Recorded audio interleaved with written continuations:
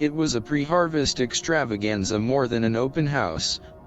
Members of the local farming community and others from a distance attaining a presence, many ferret in through the avionics of Steve Miller's Cessna 172.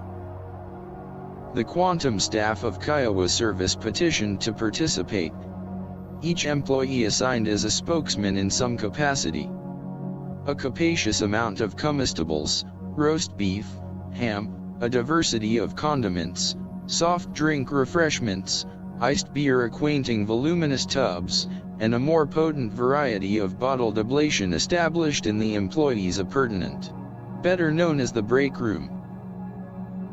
The structured shop buildings petitioned to provide stations of presentation for a multiple of John Deere productions, including the complete line of 40 series tractors, the 7720 and colossal 8820 combines, with its 30-foot wheat harvesting header. Displays of plows, chisels, drills, the 346 baler and the new 8300 drill. A shop employee commissioned at each station with literature in hand, answering the inquisitive questions. It was John Deere Day at the Kiowa Service Company.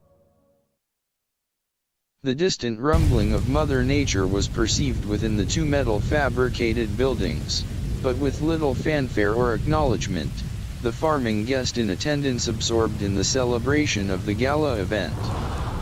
The intonation of the gathering storm's rain could be heard striking the metal canopied roof, at first a gentle patter of sound, then an increasing intensiveness, the resonance of thunder beginning to echo an increasing presence. Still the ambiguous group displayed an unconcern, then a change in planjenki, a pinging sound, then another, the sound of hail striking the metal covering aloft, lightly at first, then growing in magnitude. A noticeable vocal silence from the assembly as the volume of sound increased, a concern starting to evolve. Gary standing among the guest, perceiving a comment. These hailstorms are of short duration and will soon pass. The intensity increased, the reverberating sound within the metal structure reaching a fervent pitch. Then exclaimed a fury, the vigor of the sound asphyxiating normal conversation. Gary, struck with the magnitude of sound, his curiosity abounding, approached the outside door and with its opening, discovering the pelting hail blanketing the ground, up to 2 inches in depth.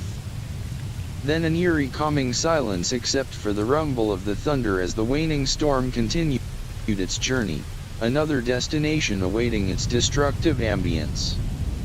The faces of those in attendance, a silent reflection of consternation, an aura of uncertainty as the encroachment of wheat harvest was soon to commence, but now a wonderment. The once festive occasion, digressing to one of concern, finding an exiting of the local participants, their flight to assess the storm's adversity to their crops. Jen's parents, her Aunt Esther and Uncle Charles Terry, having left Kiowa to meet with her Aunt Leona and Uncle Melvin Wayneth from Illinois. The three couple to traversing to New York State to visit Lewis County and the First Apostolic Christian Church, founded by Benedict Wayneth in 1847. Included in this visit would be the opportunity to partake of a scenic journey to address the Water Expressway, the famous Erie Canal. The day following the storm, Gary, having heard reports of many losing their wheat to the onslaught of the hail, thought it best to drive out and assess Bud's quarter section of land.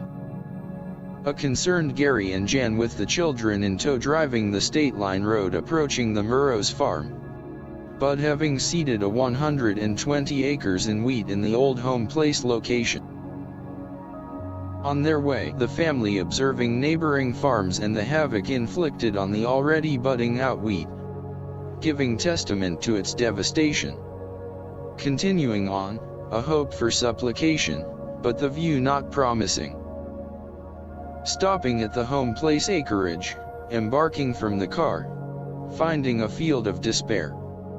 Venturing into the maze of broken wheat stalks, the ground laden with the remains of a prosperous crop, a notice of scrutiny confirming the worst.